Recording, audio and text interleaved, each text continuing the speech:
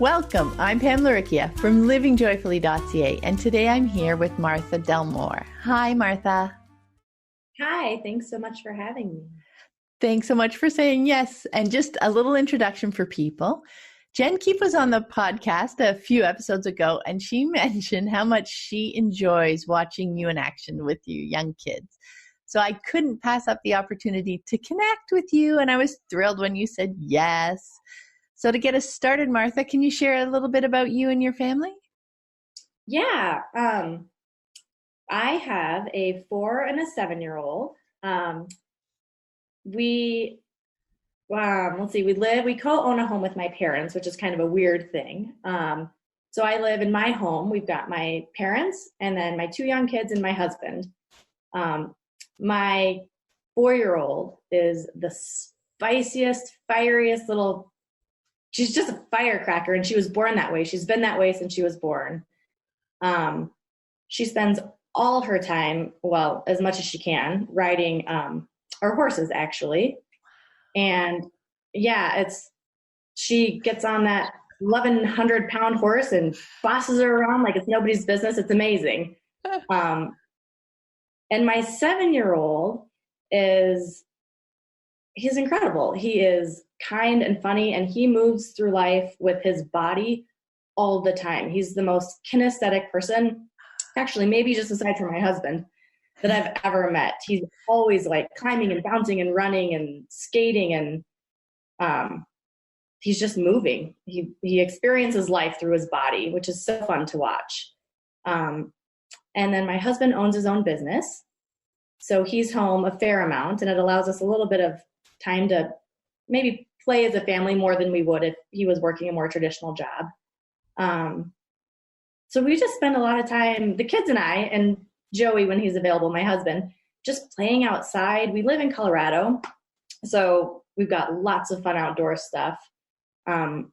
We live about a mile from a lake, and so we spend lots of time catching tadpoles and frogs and all that kind of stuff. So that's who we are, I suppose. That sounds spectacular. It is.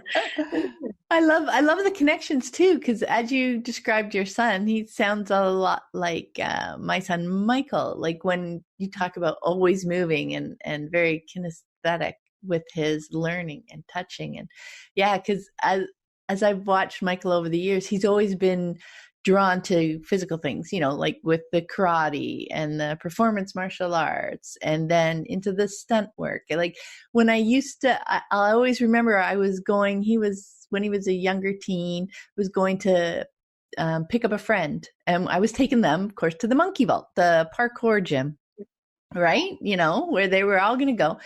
But it was him and a friend waiting for their third friend, and his one friend was, sitting on the chair on the porch, and Michael was, just walking, bouncing up and down the stairs, jumped up, down, like he wasn't even still, right? He was still having conversations, doing everything, but he's always moving.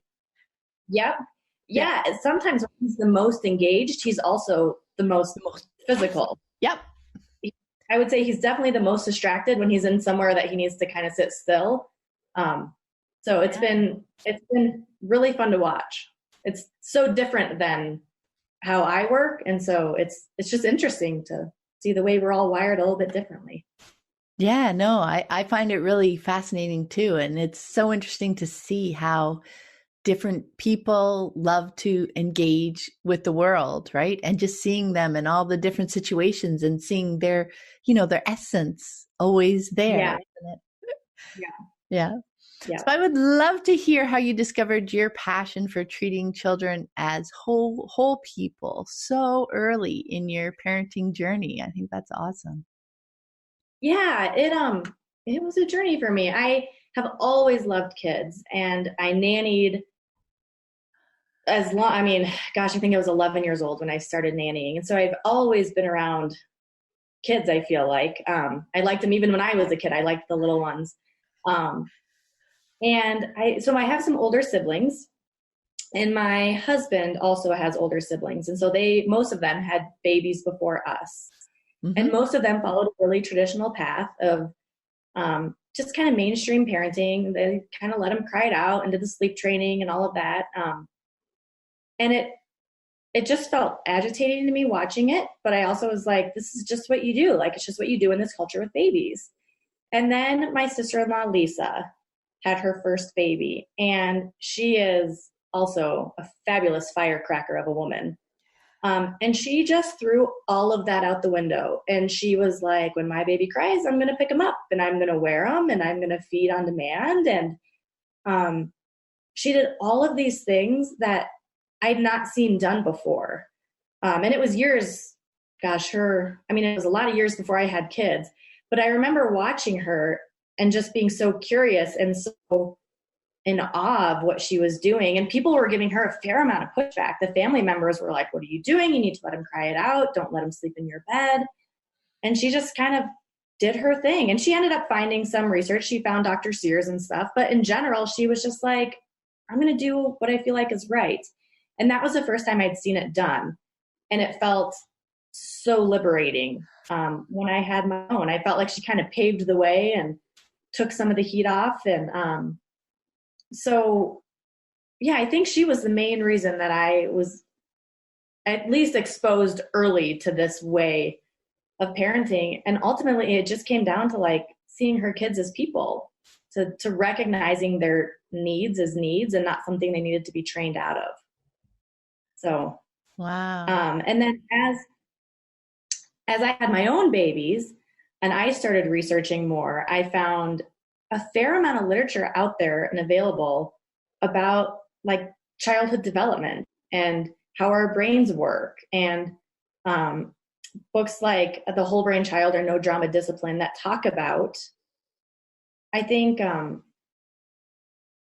guess just childhood development, but also our kids not manipulating us, that when our kids are crying or when they're melting, there's an underlying need that is not being met. And so I loved having first Lisa, and then there's just a lot of science that backs it up, which for me didn't really help.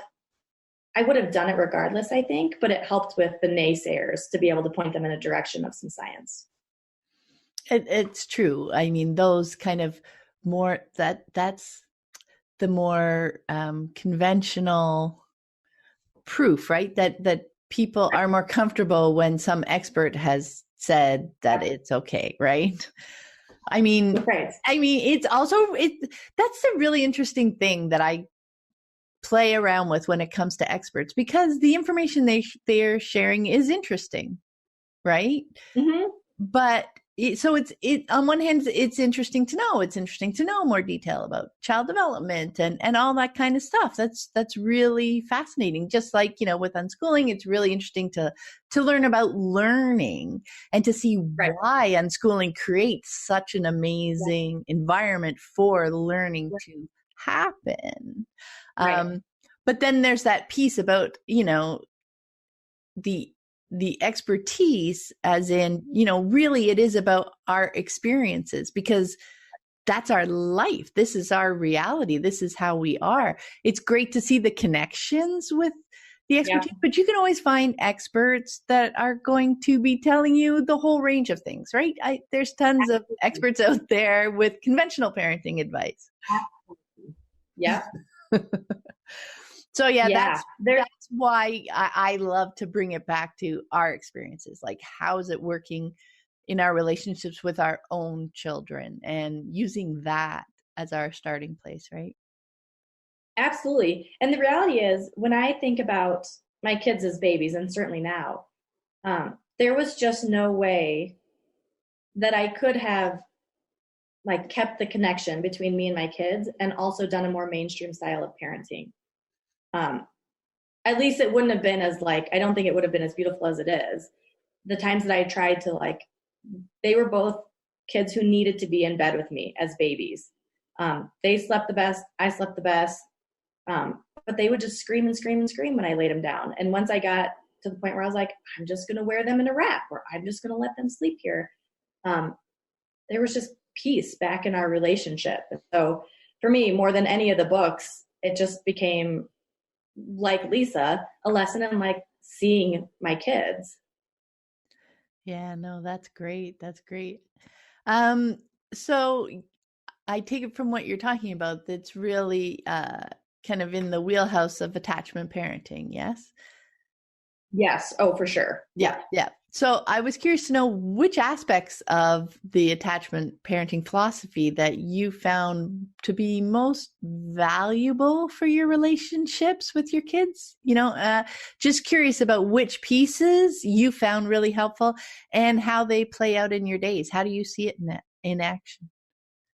Yeah. That's a good question. And it was, it's interesting even thinking about, because I feel like to think about the main aspects, I have to tease it apart more than I normally Yeah. would. But I think just like the connection or the empathy piece is probably the biggest factor that comes out of that. And yeah, and really just in seeing them. And so, my 7-year-old, for instance, is definitely old enough to like get his own shoes or make himself a snack, but he feels super loved and super cared for when I do those things for him. And so you know, I don't do them because I like have to, but I know that it's a way that I can like love him. And I know this because I spend enough time with him, and I work really hard to see them.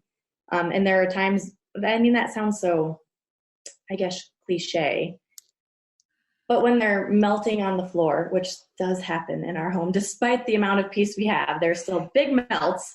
Um, when I can step back from myself and recognize that there's zero manipulation. They're just needing something, whether that's a little bit of extra love by me getting their shoes, or they've missed a snack, or being able to enter those places with empathy. It's been a game changer. It takes out like the power struggle dynamic from our relationship. Um, and that is, I think, just such a gift for all of us. Um, when I'm not feeling like they're constantly trying to manipulate me, and I'm not looking at them as something that I need to control in life. Mhm.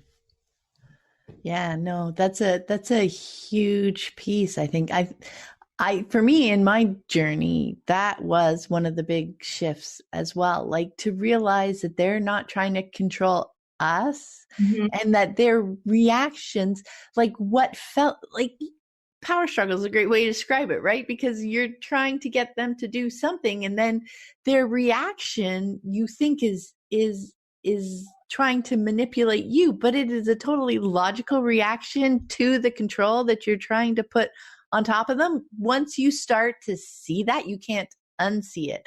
When you Yeah. start seeing things from their perspective and that they're just trying to communicate, they're not Yep. trying to manipulate.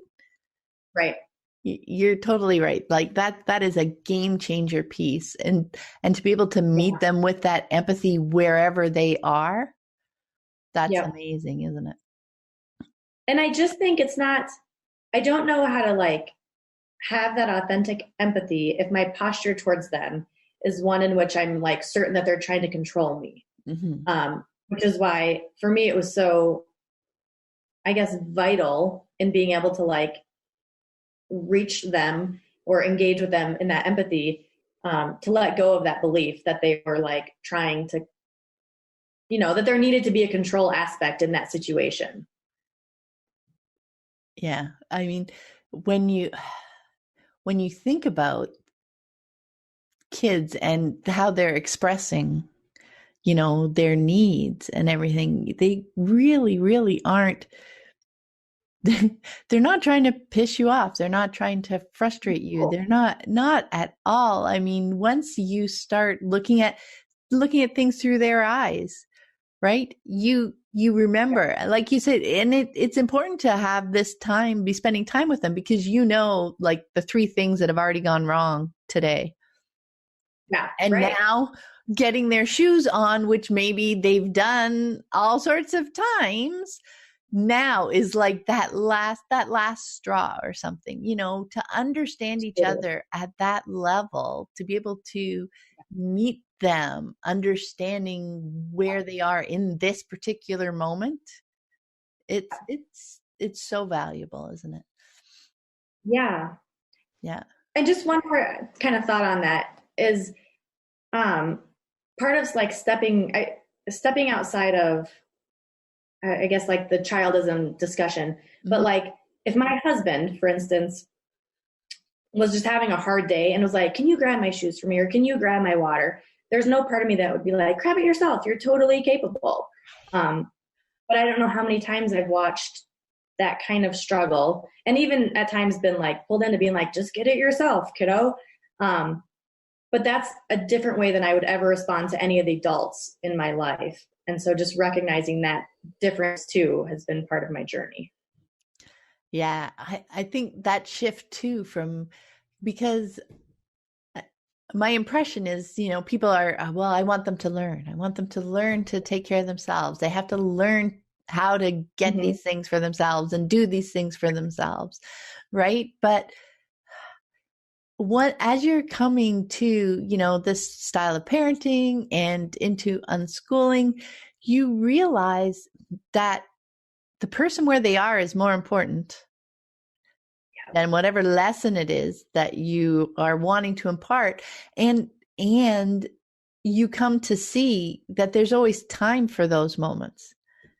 There Absolutely. will be the time when they go and grab this thing or when they, but that's the key, right? Is it's taking it back to their timetable.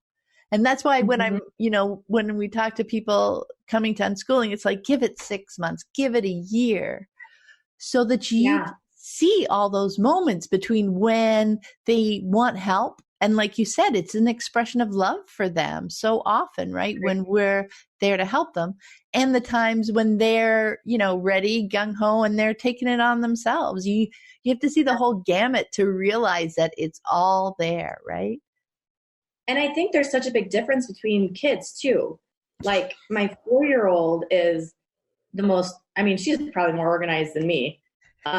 She's constantly like folding and organizing and picking up dishes, and it's just how she's wired. She Yeah. loves it. Yeah. I find it very helpful. But um, my 7-year old, we haven't done chores. We never did chores. We just kind of contribute to the house, and I mean, that, yeah, we've not done forced chores at all. And I remember so many discussions with my husband and with my parents, and they're like, "How is Max going to learn to like clean up? And how is he going to learn to bring his dishes in and put them in the dishwasher if you're not making him do it?" Yeah. Um, and I felt like I read a lot and listened a lot, and I was like, I'm pretty sure it's going to happen. Like, I'm pretty sure he's going to. And within the last like 6 months or so, he'll get really excited and he'll run in and he'll rinse his dish and put it in the dishwasher and dance back to wherever he was going. Um, but there's never been a struggle over it. And at the same time, my daughter, who's 3 years younger, has been doing it for like 2 years because she just loves to do it. So that's been an interesting thing to watch as well. And that, like, if I would have been more impatient, there could have been years of struggle with my son that I really feel like I'm glad I didn't. I'm glad I didn't engage in because I think he's there on his own. Um, but just the idea of like giving our kids time, and some of our kids need a different amount of time to arrive at a similar place than others. Yeah, and that time varies depending on what it is too, right? Obviously. Yeah, yeah, Yeah, I think that is one of the hard shifts is going from our timeline and kind of what our expectations are at various ages. So it's so funny, taking your daughter for an example, she's really early with wanting to tidy things up and that kind of stuff. But I imagine there's other things that she doesn't do on the more typical timeline. Yet as parents, we're like, oh, great for all the things they're doing ahead and pushing for all the things they're behind in, so they can't win, can they, when you approach it that so, way? absolutely. Yeah, yeah, So you mentioned that your parents are living with you guys. And yeah. my dad's living here too. I really enjoy the various generations all together. But I know it can be challenging when our parents or extended family aren't familiar with our style of parenting, as you were seeing with your sister in law, right? When she first started. Yeah. So I was wondering if you could share some of the ways that you've handled those kinds of comments or questions. Yeah, a couple different ways, kind of depending on how it's being presented to me, I would say. Yeah. As far as the unschooling goes, my parents thought I was crazy, and we were living. I mean, we co-own a home, and so it was important that, at the very least, they are, even if they don't agree with it, that they understand it a little bit, Mm-hmm. because in order for my kids to thrive, I felt like that was really important. And so we actually went to an unschooling conference, and they came with us. Um, and my mom is willing to read quite a bit, so she'd also read and listened to your podcast and some other podcasts, and was was kind of learning about it that way. But my dad was just kind of like, I don't know, none of this makes sense, and he wasn't super interested in reading. But he Yeah. went to a dad's group at the unschooling conference. Um, for whatever reason, the communication, the dialogue that happened there was transformative for him. And he came back to the hotel room that night and was like, I wish we could have done this with you guys. What a gift. So that is, that was big in the unschooling. Although still, even today, before this, we were having a conversation, and he's like, I just don't know how Max is going to learn to read. Um, and I said, well, I have yet to hear of an unschooled child who doesn't eventually learn to read. And if you want some other resources, I can point you in that direction. So there's still, some curiosity maybe about how some of it works. But as far as the parenting style goes, that was maybe a little bit more challenging even, um, because I think it was, we all in general, I think people do the best they can with what they know. And so my parents did the best they can with what they knew. And primarily what they knew was what the doctors were telling them at that time, Yeah. which was pretty authoritarian. And so I actually think that watching the style of parenting might have been a bit triggering, even in that, it maybe triggered some grief in the way that my mom specifically, I think, experienced that more than my dad, in the Mm-hmm. way that they parented. And so there's been both some grief, but also healing in watching the way that I parent. We've had those conversations. But early on, when I would get pushback or maybe unsolicited advice, I would say, thank you so much for your opinion. What we're doing is working well for us right now, but I'll take into consideration what you're saying if it stops working. And after about the fourth time I said that, I maybe received a little bit less unsolicited advice, or it came in a more gentle fashion and a little bit less judgmental. So we joke about that, because if I pull that line out now, my mom's like, okay, I'll chill out. So that's kind of how we've navigated that stuff. Yeah, yeah. That was quite similar to my experience as well. I mean, for me, it was important to have that level of confidence, as in, because if I went into those situations and I was questioning things myself, or I was asking for advice, of course they're going to give me the advice that they know, like you were talking about, right? And they're Yeah. trying to be helpful. Yeah. So to be able to just say, we're happy, like the minute, that was one of the first things I would say, well, things are working well, but for now, right? Because number one, you're not drawing a hard line, because we too Oh, have no idea what's going to happen in the future, right? no. So, and people become so much more defensive when it, like, this is the way we're doing it, and this is the way we're doing it forever, and Yeah. screw you. That kind of attitude, of course, is not conducive to a connection and an ongoing relationship No, with them, which is what you're no, developing or maintaining with family, right? absolutely. Yeah. Yeah. So Yeah. go ahead. Go ahead. Sorry. No, I was I saying, was just going to I say never that's let what I did, right? I just took that and just said, we're happy with the way things are going now. And the kids are running around playing and they look like they're happy, you know? right. So that piece was the most important piece, and just acknowledging that their interest, that they care, and that we'll take that, like you said, take that into consideration if things start looking different or whatever. But that Yep. was always, that help seemed to be one of the best ways to totally get across that I don't need, I'm not looking for that kind of, I'm not looking for advice. Yeah, that's probably the best way to put it. I'm not looking for advice. Things are going really well right now. We're happy and thanks. And Right. then it's like pass the bean dip kind of thing, or what movie did you see lately, or something like that, and any kind of switch in the conversation so that it doesn't become personal about them. It's just the topic. Yep. And that's what I was going to say is I don't feel like when I think about the way we were raised, like there's no animosity or Yeah.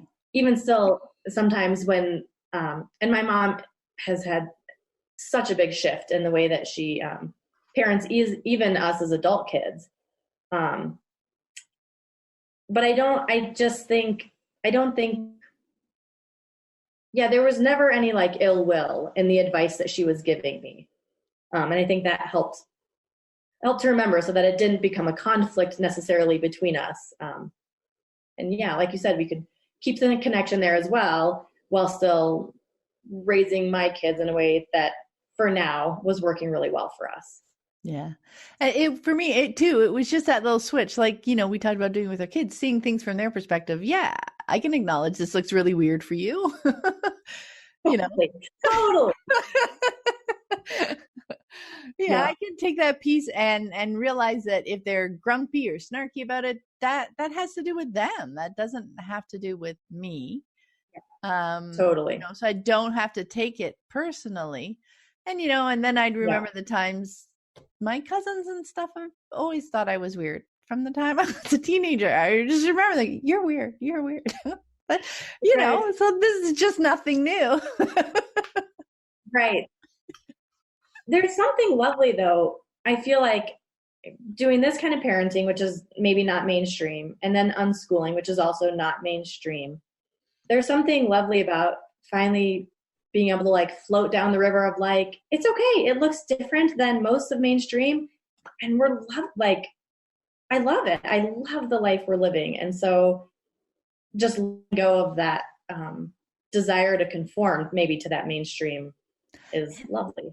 Yeah, and that when you dig deep enough, that we still, the desire for approval. I think maybe that can be Yeah. underneath there. You want your parents to approve of your choices, and brothers and sisters and things. It would be nice if they thought what you were doing was somewhat cool. When for us, it's super cool. But yeah, to be able to release that piece is really, really valuable.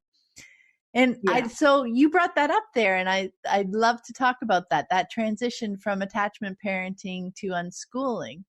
So I'm curious how you actually discovered unschooling in there, and whether or not you felt that your days changed as your son reached school age. Yeah, it was kind of a long journey for me. And there was a lot of judgment on my end towards homeschoolers even. My background is secondary education. So my plan from an early age, like 6th or 7th grade, was to teach high school English. Yeah. And I went to college and I loved my education classes. I love my English classes. I just could spend days in the books. And I worked at a high school and loved it part-time. And then I had a kid. And even at the high school, there was a posture of like, those homeschoolers are such like, what idiots. Like, why would they homeschool their kids? I can teach them to write a great essay. Like, why would they think they could do that better? To the point that even my husband, who wasn't really pro or against homeschooling, would be like, what is your deal? Chill out. And I was like, they're just like, why would they do that? And then I had Max, and I was suddenly like, why would I send him to school? Like, why would I send him to preschool? He doesn't want to leave me. He's 3 years old. Like, why would I send him to teachers who don't even know him for 3 to 6 hours a day? And then he got towards school age, and I was like, why would we like send him away for 8 hours a day? Which my husband and I still laugh about because of how I started out. And during that time, I also met a homeschool family, and I knew the kids before I knew that they were homeschooled. And I loved the kids. And the way they interacted with us as adults was distinctly different than other kids. And so I was a bit blown away to realize they were homeschooled because it was so different than what I had been picturing. Mm-hmm. And that was probably a step in my journey as well. And so when I brought up, I guess my son was about 3 or 4, to my husband, the possibility of homeschooling, and he was totally on board with it. He kind of goes with the flow in a lot of ways. Although he was just like, karma coming back to bite you. But so I started looking at homeschooling, and I read about all the different kinds of ways to educate your kiddo, or a lot of them at least. And I was like, so I'm going to homeschool, but those unschoolers are super weird. I'm never doing that. And so I met with a family. The first family I knew was doing classical curriculum, CC. And so I was like, well, this sounds fabulous. And I met with them, and I was like, wow, it's really intense academically. There's so much memorization, like how neat. And then when I thought about doing it with my son, I was like, this will never work. Like, there will be so much conflict if I try and teach him this way. Mm-hmm. And so then I was like, well, maybe let's look into the Montessori method. And so I did a lot of research, and I was like, this is perfect. And I met with a woman who was homeschooling her kids with the Montessori method. And she was talking about her day and the different methods and how they looked. And I was like, ooh, I'm not sure this is all going to work. So I went back to the drawing board, and I was like, Waldorf, that's it. It's outside. It's in nature. Like, this will be perfect. And then I met with a woman who was doing Waldorf with her family, actually a woman and her husband. And as we went through what that looked like for them to really keep with the Waldorf methodology, I again was like, there's going to be there's going to be struggle, just knowing who Max is. And I finally just kind of tumbled into the unschooling realm. And I was shocked that all the things I learned in my education classes about how human beings learn melded beautifully with the unschooling philosophy, that when humans are, that when we're engaged and when we're interested, that there's just deep learning that can take place. And all the things that I would try to make happen in my classroom in a 50-minute time period, trying to get the engagement, trying to get the interest so that like learning could take root and interest could be sparked, was just the life of the unschoolers. And so that's kind of how we tumbled into unschooling. And once I started reading, I read your books, and I followed Sandra Dodd, and just a number of, I read some Peter Gray, and it just all made so much sense to me, and was the thing that maybe most aligned with what I'd learned about learning in college. So that's how we ended up in. Yeah. Yeah. No, that is super interesting. So from your attachment parenting days into now your unschooling days with Max, have you seen kind of a difference in maybe in your focus or in how the days roll? What do you think? Yeah, I don't think there was ever much of a change. I think what probably shifted the most was my maybe my perspective, mm-hmm. and I think as he got to be school age, I was a little bit more, at the beginning of each school year, I can feel myself getting a little bit more anxious. I can feel myself comparing a little bit more, like, oh, other 7-year-olds are doing this, or Max is doing this instead of that. But as soon as I start like reading more and remembering why we're doing what we're doing, I can release that a little bit. But our days never much changed, because our days kind of started out as, from the time he was little, being connected and living a life where we just kind of followed what was exciting to us. And that includes, just kind of whatever interests us, and kind of staying there for as long as it's interesting, and then dabbling in something else. And so I don't think our actual days look a lot different. It's probably more of an internal landscape as far as what looks different. Yeah. That's such a great point. Yeah. And that doesn't surprise me, because, from attachment parenting, where you're already looking at staying connected and trust and empathy and all those things in the relationship, the focus is on the relationship. And it's interesting like that changed internally for us when they kind of hit school age, because imagine maybe it's the actual action of the days doesn't change, but now you're looking more at the learning, right? The learning. Yep. And that processing you're talking about is, that process of remembering how important the relationship is and that the learning happens. But each time it's that real, oh, I can see the learning happening. I can see that he's learning this, learning that, the comparison things, and then working through, oh yeah, following the interest, keeping the relationship strong and connected. All those things are what lie underneath the learning happening. Yeah. Right? Yeah. It was really interesting because last year was the first year where we lived that we had to do any kind of reporting. Mm-hmm. And at the end of the year, I had to write a summary of, what he had done academically during the year. And I kind of went back, I got a little twitchy and went back to like the state standards and was looking at them. I didn't necessarily need to because technically we don't have to follow those. We just have to show growth. But as I'm looking at them, I realized that just living a life together and an intentional life together, mm-hmm. we had like met or exceeded so many of them. Like a trip to Target, we're covering math and we're covering economics and civics and geography and all kinds of stuff that I think I'm always looking for the learning, but just pausing and like looking really intentionally at that was startling to me in a great way as far as how much we learn by just doing life intentionally, I think. Yeah. And I think that's an important step too, because that's how we build trust in unschooling, in this lifestyle. It's not about ignoring learning.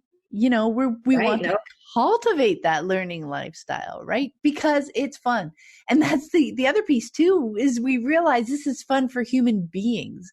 Human beings like to learn. We get to learn. We get to, all of a sudden I was rekindling all my excitement and interests in doing things and living and learning in the world alongside them. That was another revelation that was really helpful, right?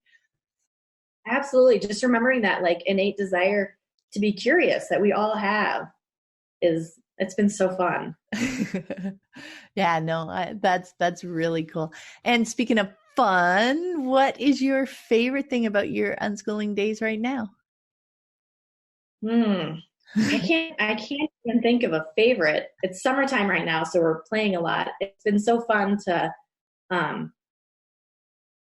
it's just so fun to play. I feel like our days are filled with play, and I felt like I spent so many years not having that. And so I think my favorite part of our days is that we get to wake up and play. We play with the horses, we play with the tadpoles, we play at the trampoline park or the parkour park, or I think both of my kids have a really fun sense of humor, and so there's banter that way. I love not having pressure to be places that we don't want to be or struggle in the mornings to get somewhere that we don't want to get. And so I think just the gift of living a life that is just filled with like joy is so much fun. And I don't know how we could have done it with a different path for us. So yeah, I think just the freedom to play. I love that. I love that. And you mentioned like your kids' humor and stuff like that. That is the cool piece, isn't it? That the whole kids are people too, but kids are fun to hang out with. Yes. Right? I enjoy them. Yeah. I really enjoy them as people. We go on vacation together. We're lucky to get to do that. And I don't wish that they could be somewhere else. I think my life is enriched by being with them. And that's I'm glad because they're with me for at least 18 years and maybe longer. We'll see, as long as they want to be. So I'm glad that I enjoy them. Glad that I'm not wishing the time away. Yeah. Maybe specific moments, but in general, I love to be. Yes. I mean, there's always those moments that aren't fun per se, but can you imagine having to go through those moments with a different kind of relationship? I mean, how much I harder know. still those could be, right? Yeah. Yeah.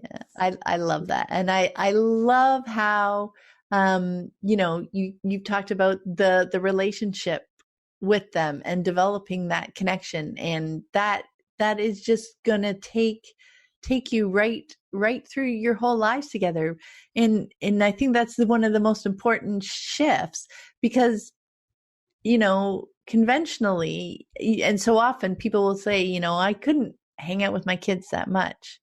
But when, like you said, when you take that pressure off of having to follow this schedule of things that nobody is particularly interested in doing, but we have to do, when you take that layer out, we are all different people, aren't we? Like, not just the kids are different, we are different people as parents too. And that we can live together, like feel like we're all people living together with our different levels of experience and knowledge about the world and everything. It's not about parents becoming children, Yes.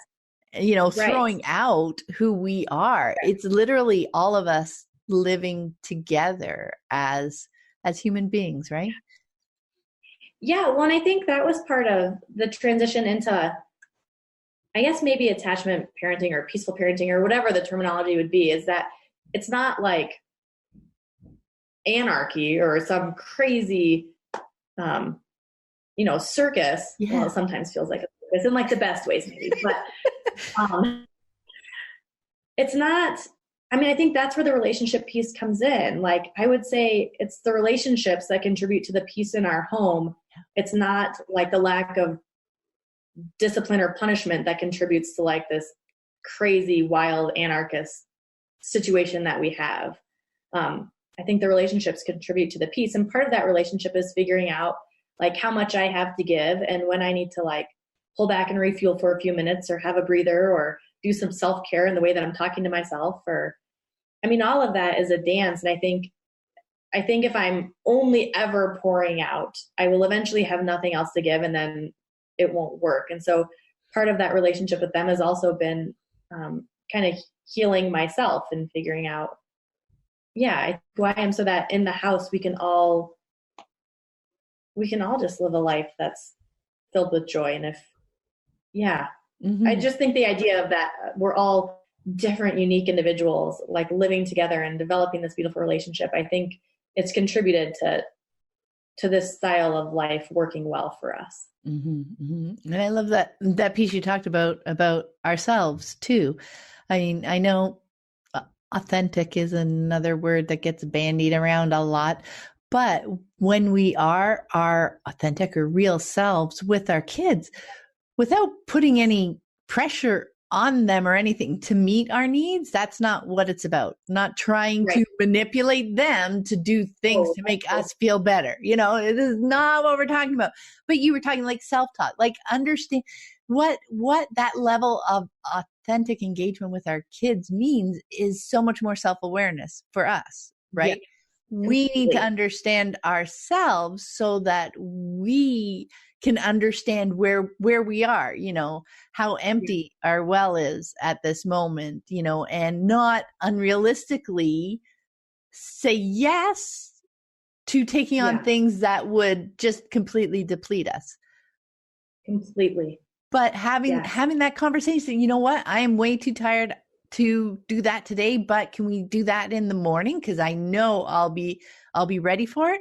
Just having Yeah. those kinds of conversations with them, right? That's what I Yeah. mean when I talk about living authentically. And that's where you're really living together, and they're learning about understanding other people's feelings, other Yes. people's where they are in that moment. So it's not about unthinkingly. That's where your anarchy comes in, when I got to say yes all the Right. time, right? And you're depleting Right. yourself and things are just going crazy because you've got nothing left to be engaged enough with Right. them so that they don't go Right. over the edge, and then you're over Right. the edge, and there's your anarchy. Right. Right. Right. Uh, Yeah. And I think living that way, It does, like you said, it gives them an awareness of other people's needs and Hmm. just where those lines might be. But it also gives them permission, I think, to be able to say, I can't do this right now in Yep. relationships down the future.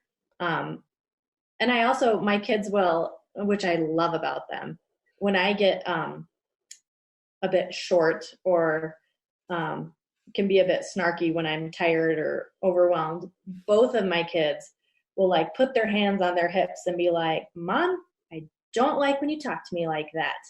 And I'm so glad that they know, like, they can say, I don't like to be treated this way. And typically it makes me bust out laughing and kind of brings me back to the present moment.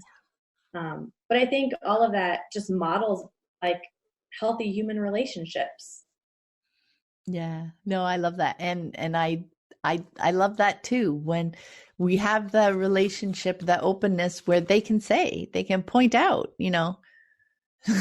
that's weird, or I don't like the way you're talking to me, or, I feel bad when you say it, or please stop talking, when Yep. you're feeling the need to keep explaining things and they're like, okay, stop now. I definitely heard that one. I'm like, too many words. I was using way too many words. Yeah. Oh my goodness. Thanks so much for taking the time to speak with me, Martha. It was so much fun. I really appreciate it. Thank you. And before we go, where can people find you and connect with you online? Um, Primarily Facebook. Yeah, I'm on Facebook at Martha Delmore. Um, yeah, that's probably the main place to find me right now. That's awesome. Thanks so much, Martha, and have a great day. Thank you. You as well. Thanks.